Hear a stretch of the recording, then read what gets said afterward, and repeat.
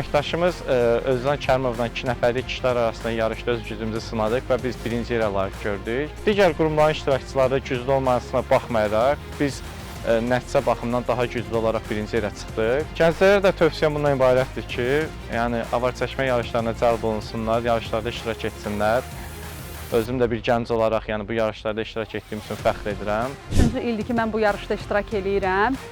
Keçən 2 ili də birinci yeri mən qazanmışdım. Bu ildə 3 qızıl medal qazandım.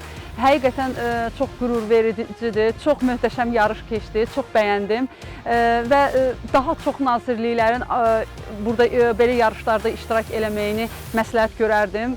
Yarışın ümumi gedişatını çox gözəl qiymətləndirirəm. Həqiqətən çox qurumlar var idi ki, bu il daha güclü iştirak elədilər.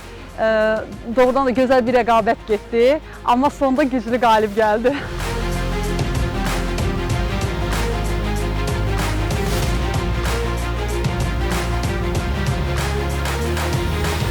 Komanda yoldaşım Qara Rüstəmli ilə bir yerdə qoşulduq yarışa və 2 nəfərlik avar çəkmədə 3-cü yerə layiq görüldük. Dövlət qurumları arasında keçirilən avar çəkmə yarışında birinci dəfədə iştirak edirəm və bu tip yarışların keçirilməsi həqiqətən çox təqdirə layiqdir. Gələcəkdə bir çox dövlət qurumlarının da bura qoşulması tövsiyə olunar. Çünki əməkdaşların belə aktiv fəaliyyəti onların həqiqətən gələcəkdə iş həyatına da təsir göstərir. İstəsəndə işin stresindən və s. kənarlaşmış olurlar. Bu yarışda 2 dəfə iştirak etməyimə baxmayaraq 24 nəfər arasında tək yarışlarda ikinci yeri əldə etdim.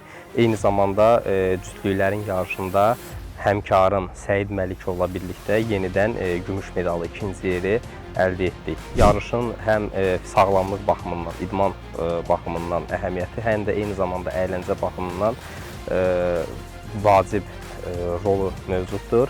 Hər kəsə bu idman növü ilə məşğul olmağı və eyni zamanda daha aktiv şəkildə bu kimi tədbirlərdə iştirak eləməyə dəvət edirəm.